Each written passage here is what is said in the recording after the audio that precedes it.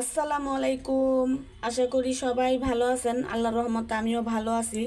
আজকে সকাল সকালই চলে আসছি রান্নাঘরে নাস্তা বানাবো। তো সকালবেলায় তো আমি আটা গোলায় রাখছিলাম, আর এখানে আলু ভাজি কাইটা নিয়েছি। অনেক দিন যাবৎ আলু ভাজি করি না বা খাইও না, তো আজকে কেন জানি খেতে মন চাইলো, এ কারণে সকাল সকাল উঠে আলু ভাজিটা কইরা নিলাম। তো চুলায় তেল গরম হয়ে গেছে, তো ভাজিটা আমি এখন বসায় দিই।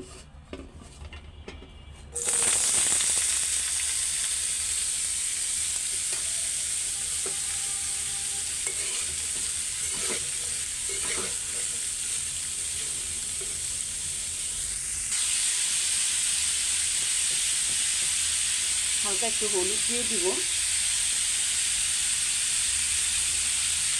লবণ।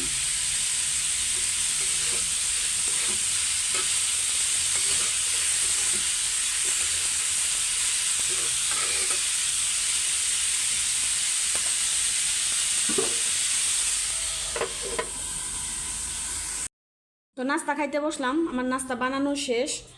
তো আজকে সাদা রুটি বানাইছি, তেল দিয়ে ভাজি নাই, যেহেতু অনেক গরম পড়ছে।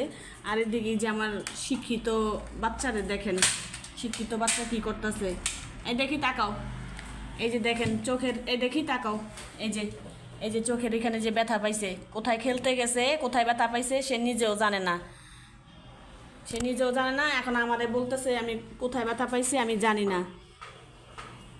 আর লাফালাফি করবা? মশা ওইভাবে কামড় দেয়? হ্যাঁ, এটা এটা আসো নাস্তা খাওয়াই দিই। নাও নাও, এই যে নাও রুটি নাও, তাড়াতাড়ি খেলে ভালো হয়ে যাবে। নাও, এই যে এইটুকু এইটুকু এইটুকু এই নাও। নাও, খাইছি খাইছ? আচ্ছা, খাইছি কিন্তু এটা ঝাল। ওই ঝাল। আর দৌড়াদৌড়ি, আর দৌড়াদৌড়ি করবা? আর দৌড়াদৌড়ি করো না, ঠিক আছে? দেখছো কত জোরে ব্যথা পাইছো? আর পেটটা পায় না, এটা মুচা কামড় দিল। মশায় কামড় দিছে? হুম। এখানে পেটটা পায় না, এখানে মুচা কামড় দিল। এখানে লট পায় হচ্ছে লট। আঁকা আঁকিতে অনেক এক্সপার্ট জায়ান। দেওয়ালে আঁকছে, পর্দায় আঁকছে, ফ্রিজের দরজায় আঁকছে, ফ্রিজের সাইডে আঁকছে, সব জায়গায় আঁকা আঁকি করে। তুমি যে এগুলি দাগাইতেছো, এগুলি বিশ্রী দেখা যায় না? আমি ফুল লাগাচ্ছি, ফুল। ফুল? এখানে পিচির মধ্যে ফুল লাগাচ্ছি, ফুল। ফুল? হ্যাঁ, তো সুন্দর দেখা যায় না। সুন্দর দেখা যায়। তো ঝটপট নাস্তাটা খেয়ে এখন মাছ কুটবো। গুড়া মাছ আনা হয়েছে, তো আমি এখনো দেখি নাই কি গুড়া মাছ, তো খাইয়ে নিই তারপরে দেখি কি গুড়া মাছ। নাস্তা খাওয়া শেষ করে এই যে মাছগুলো ফ্রিজে রাখছিলাম খাওয়ার আগে, তো এখন আবার এই যে বের করছি। তো এই যে এই মাছগুলি কেউ আপনারা চিনেন কিনা, এই মাছগুলি নাকি চেলা মাছ, আমি তো জানি না এটার নাম কি। অনেক গুড়া মাছের নামই আমি জানি না। তো এই মাছগুলি এখন কাইটা নেই, মাছগুলি একদম তাজা, খুব সুন্দর মাছগুলি। আমার ছোট মাছ কাটা শেষ, তো আমি এখানে ছোট মাছের সাথে সব কিছু কাটা নিছি যেটা যেটা লাগবে। এই যে পেঁয়াজ, টমেটো, কাঁচামরিচ, ধনিয়া পাতা, মাছও সুন্দর করে ধুয়ে রাখছি। আর এটাই যে এই সবজি দিয়ে মাখাই দিব। এখানে কচুর গাড়ি কাটা নিছি, পটল আছে আর আলু আছে, এটা দিয়ে মাখাই দিব। তো আমি আগে মাখাই নিই, সুন্দর করে মাখাইয়া বসাই দিই।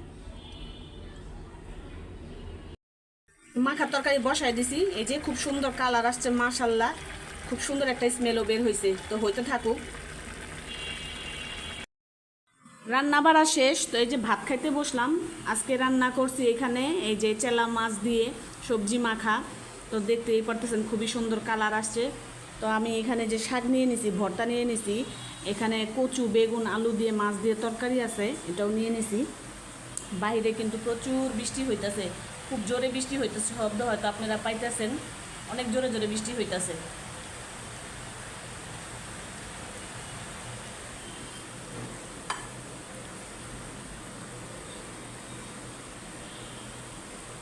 শুটকির ভর্তা দিয়ে প্রথমে খাই। এই শুটকির ভর্তাটা আমার কাছে অনেক পছন্দের, অনেক পছন্দের একটা ভর্তা।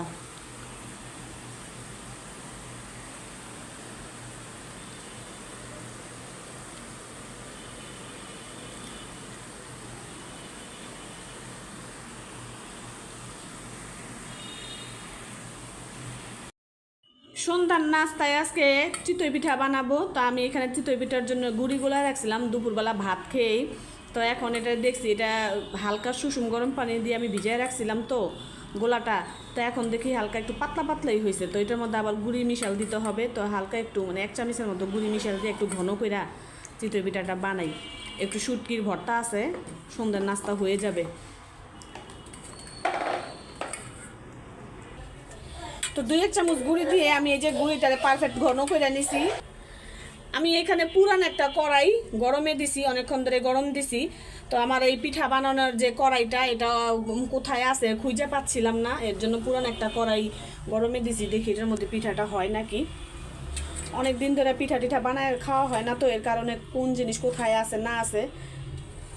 তো একটা বিসমিল্লাহ বইলা দিয়ে দেখি। গোলাটা তো সুন্দরই হয়েছে, এখন পিঠাটা না জানি কেমন হয়। তো একটা দিয়ে দেখি।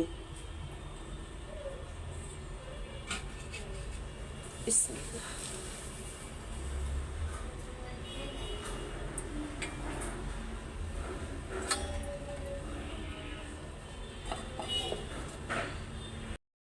তো এই তো পিঠার অবস্থা দেখেন, পিঠা কিন্তু একটু হইতেছে না। গ্যাসের চুলা দেখা না কড়াই ভালো না, না গোলা ভালো হয় না, আমি বুঝতেছি না।